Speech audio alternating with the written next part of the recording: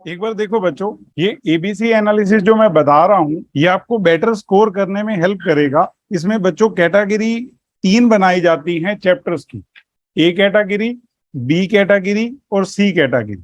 A category में जो chapters आते हैं ना, आपको कुछ लिमिटेड चैप्टर्स बताए जाएंगे जिसमें आपका 100% सिलेबस कवर हो जाएगा।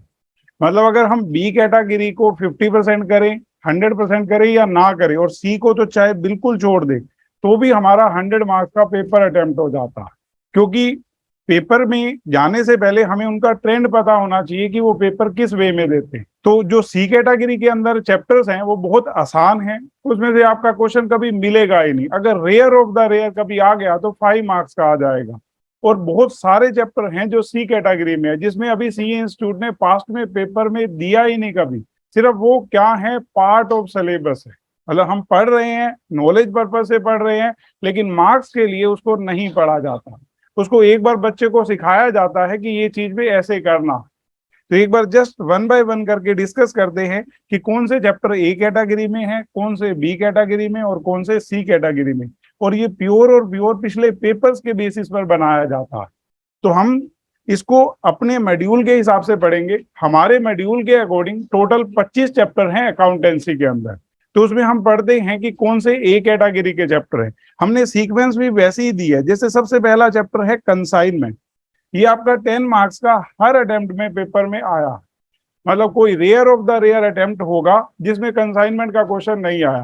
नहीं तो कंसाइनमेंट का क्वेश्चन आता ही आता है। तो 10 मार्क्स ये हमारे हो गए। सेकंड जो चैप्टर है बिल्स ऑफ एक्सचेंज, उसमें अल्टरनेटिवली क्वेश्चन आता है, इसलिए वो बी कैटेगरी के अंडर आता है। मतलब एक बार आ जाएगा 10 मार्क्स का, अगली बार मिस कर देंगे। उन्होंने पास्ट में बहुत बार सेम सिस्टम किया है कि एक बार आया अगली बार नहीं आया, एक बार आया अगली बार नहीं आया, तो 2 बार मिस कर दिया, 2 बार दे दिया, तो एवरेज तो उसका क्या है, अल्टरनेटिव का हो गया। तो वो बी कैटेगरी में आ जाता है क्योंकि बड़ा चैप्टर है और उस अकॉर्डिंग। बीआरएस में पक्का क्वेश्चन आएगा ही आएगा आपका 10 मार्क्स का। अभी तक पीछे पास्ट 10 के अकॉर्डिंग हर बार आया। तो ये हमारे अकॉर्डिंग थर्ड चैप्टर है। फोर्थ में से पक्का आएगा, फिफ्थ में से पक्का आएगा। मतलब रेक्टिफिकेशन ऑफ एरर, डेप्रिसिएशन, इन सब की वेटेज 10-10 मार्क्स की है। इसके बाद अगर हम बात करें तो फाइनल अकाउंट विद एडजस्टमेंट, बच्चों 10 to 15 मार्क्स। मतलब कोई एक आधा अटेम्प्ट होगा जब उन्होंने फाइनल अकाउंट विद एडजस्टमेंट का क्वेश्चन नहीं दिया होगा। नहीं तो ये वो चैप्टर हैं consignment, depreciation, rectification of error. अगर मैं पिछले 10 पेपर की बात करूं तो 9 बार आपको उसका पेपर में क्वेश्चन मिले। तो वो आपको मिस करने ही नहीं है किसी भी तरह से। अब इन्हीं चैप्टरों के ऊपर हम ज्यादा फोकस करेंगे। क्यों? पेपर से पहले 4 से 5 बार बच्चे को उससे गो थ्रू होना पड़ता है। हम लोग आपको बुक देंगे रियल रॉक के नाम से, उसमें सारे पास्ट ईयर के क्वेश्चन, आरटीपी एमटीपी के क्वेश्चन होंगे चैप्टर वाइज। और उनको आपको मेनली कौन से चैप्टरों पे फोकस करना है, क्योंकि उनके तो मिलेंगे ही नहीं जो सी कैटेगरी में है, बी के बड़े कम मिलेंगे। तो मेनली क्या है, ए कैटेगरी के चैप्टर्स करने हैं हमें। क्योंकि लास्ट में अपनी स्ट्रेंथ पे काम करना होता है, क्योंकि हमें मार्क्स लेने हैं। पहले नॉलेज के लिए कर रहे हैं और बाद में मार्क्स के लिए। तो फाइनल अकाउंट विद एडजस्टमेंट, और उसके बाद है बच्चों फाइनल अकाउंट ऑफ एनपीए। उसके बाद जो आपका 10 चैप्टर है पार्टनरशिप फंडामेंटल, उसमें से एक बार भी क्वेश्चन नहीं आया। हमने नॉलेज के लिए पढ़ा है, आएगा नहीं आपका क्वेश्चन। उसके बाद नेक्स्ट जो चैप्टर है ट्रीटमेंट ऑफ गुडविल, एक बार भी क्वेश्चन नहीं दिया उन्होंने। उसके बाद एडमिशन ऑफ ए पार्टनर, अगर 3 बार में कहूं तो एक बार क्वेश्चन आता है उसका। तो अगर 10 मार्क्स का क्वेश्चन आता है तो उसकी वेटेज सिर्फ 3 नंबर की रह जाती है। इसके अलावा रिटायरमेंट, डेथ, आप अल्टरनेटिवली मानकर चलो। मतलब कुल मिलाकर पार्टनरशिप पूरी की वेटेज 10 से 15 नंबर की है, जिसके अंदर वो पांचों चैप्टर आ जाते हैं। इसलिए बहुत सारे टीचर पार्टनरशिप बच्चों को पढ़ाते ही नहीं है, क्योंकि उनको पता है क्या दिक्कत है। वो उसको अल्टरनेटिव, क्योंकि आपको 130 में से 100 नंबर का करना है, तो बच्चों को प्लस पॉइंट की तरफ ले जाते हैं कि आप पार्टनरशिप करो ही नहीं। लेकिन हम ये मानते हैं कि पहले बच्चों को करा दो, क्योंकि उनके काम आनी है। और उसके बाद वो बच्चों की मर्जी है, जिनसे नहीं हो पा रही वो छोड़ देंगे पार्टनरशिप। मतलब अगर आप पार्टनरशिप पूरी छोड़ देंगे तो आपको एक ही क्वेश्चन वहां मिस करना पड़ेगा जो आपको छोड़ना है वहां। मतलब उसकी वेटेज ही टोटल 10 से 15 नंबर की है पूरी पार्टनरशिप की। इसलिए क्योंकि बहुत सारे टीचर कैसे पढ़ाते हैं बच्चों को, शुरू से ही मार्क्स के लिए पढ़ाते हैं। वहां क्या होता है कि बच्चा बढ़ तो जाता है, मार्क्स भी ले जाएगा, लेकिन नॉलेज की जगह पर वहां बहुत प्रॉब्लम होती है, क्योंकि हमें वो चीजें आई नहीं, मैंने शुरू से ही नहीं पढ़ी। एक चीज आपको पहले से ही बता दी जाए कि इसमें से नहीं आएगा, आप कहाँ एफर्ट लगाएंगे? आप लगाएंगे ही नहीं एफर्ट। और वो चीज पार्ट तो है ना, हमारा सिलेबस तो है। सी इंस्टीट्यूट सिलेबस को आगे रिपीट नहीं करता, जो आपने फाउंडेशन में पढ़ लिया इंटर में उससे आगे बढ़ेंगे, तो बहुत सारी चीजें यूज होती रहेंगी कि आपने फाउंडेशन में पढ़ी थी उससे लिंक होकर आ रही है, तो फिर वो छोड़ रखी है तो फिर प्रॉब्लम आती है हम लोगों को। इसके बाद इश्यू ऑफ शेयर्स, बच्चों 10 to 15 मार्क्स, कई बार 15 नंबर का क्वेश्चन आया, 10 का तो आना ही आना है, 100% श्योर, कभी मिस हुआ ही नहीं इसका, 10 के 10 बार क्वेश्चन है। और ये आसान कितना है वो जब होगा हमारा, जो हमने +2 में पढ़ा था, ये उसका 50% भी नहीं, मतलब उसके कंपेयर में इतना ज्यादा आसान है इश्यू ऑफ शेयर। बच्चे पूरी प्लानिंग करके चलते हैं कि ये तो पक्के हैं हमारे मार्क्स, क्योंकि +2 में इतना तो इश्यू ऑफ शेयर आता था, क्योंकि इसमें कौन से क्वेश्चन नहीं है जो over subscription and four feature एक साथ होता है, जिसके अंदर वो वर्किंग नोट बनते थे, हमें वो अलॉटमेंट का अमाउंट निकालना पड़ता था, वो हमारा पार्ट ऑफ सिलेबस ही नहीं, तो कहीं ना कहीं हमें वो करने ही नहीं है। इसके बाद नेक्स्ट है इश्यू ऑफ डिबेंचर, बच्चों इसकी जो वेटेज है ना वो 5 मार्क्स की है, मतलब कभी एक आधी बार ऐसे ही हुआ है कि इश्यू ऑफ शेयर्स का 10 नंबर का, इश्यू ऑफ डिबेंचर का 10 नंबर का, लेकिन जनरली क्या होता है 10, 5 और 5 मार्क्स का कोई और आ जाता है, average due date, account current, ऐसे करके चैप्टर्स है उनका डाल देते हैं वो क्वेश्चन।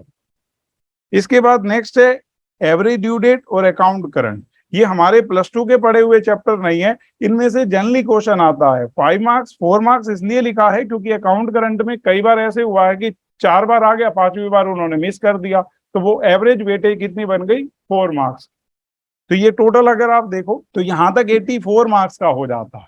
और फिर आपके 12 नंबर के आने हैं ट्रू फॉल्स, हम लोग इसको बहुत ज्यादा क्वांटिटी में पढ़ेंगे ट्रू फॉल्स, इसमें से 12 नंबर के ट्रू फॉल्स आएंगे हमारे जो थ्योरी में, और 4 नंबर का एक क्वेश्चन आना ही आना, कई बार लास्ट में जो एक क्वेश्चन होता है वो भी 5 मार्क्स का आता है, इसलिए हमने 16 से 24 लिखा है, लेकिन एवरेज माना है कि 16 का आएगा ही आएगा।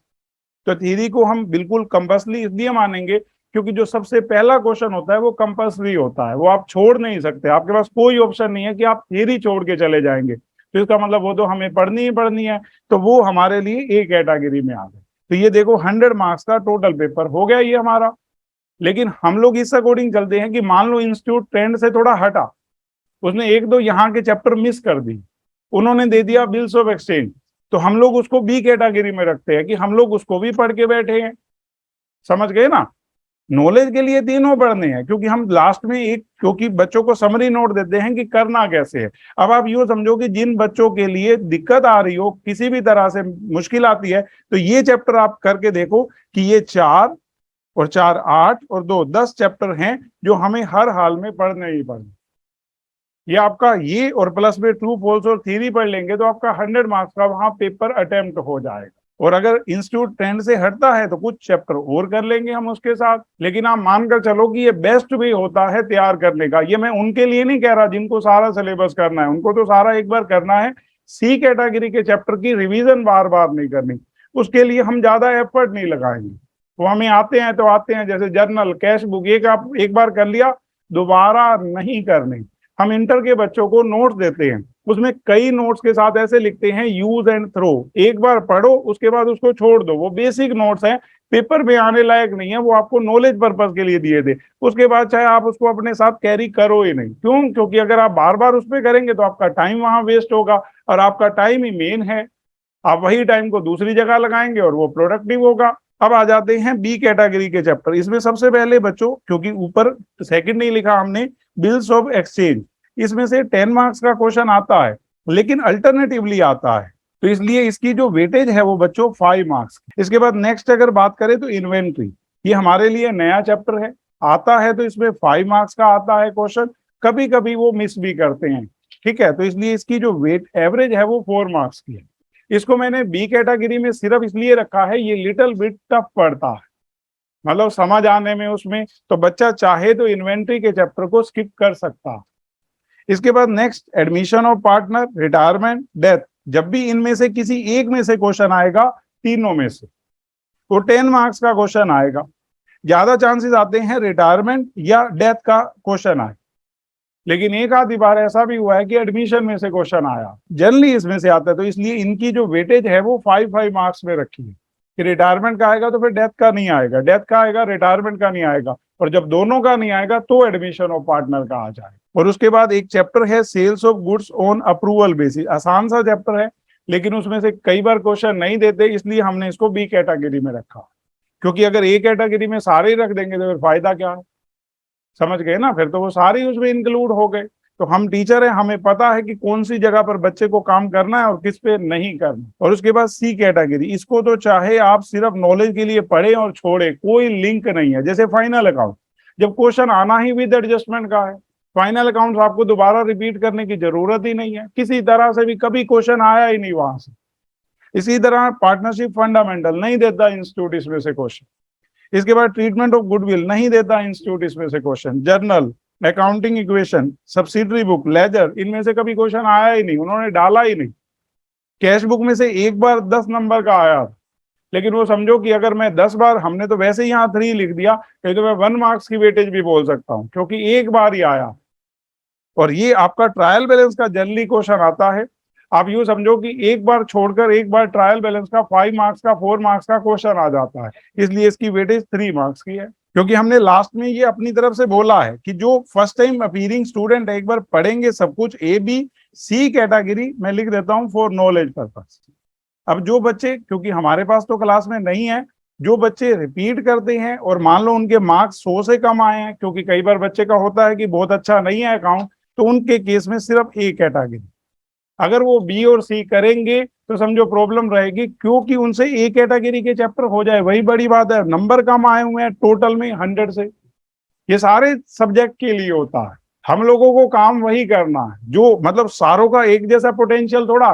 अब कई बच्चे सारा दिन पढ़ सकते हैं और कईयों को तो 1 घंटा पढ़ने के बाद दिक्कत हो जाती है, समझ गए ना। हम सबका एक जैसा पोटेंशियल नहीं है। और 100 से 150 है अगर रिपीटर में, तो उनको ए कैटेगरी, 50% बी। और अगर 150 से 200 है तो ए और बी पूरी करनी है, उनको सी करने की जरूरत ही नहीं है। फ्रेश वालों को सी सिर्फ किस लिए पढ़नी है, नॉलेज पर्पस के, वैसे करने की जरूरत नहीं है। ठीक है बच्चों, तो इसको आप फॉलो करेंगे।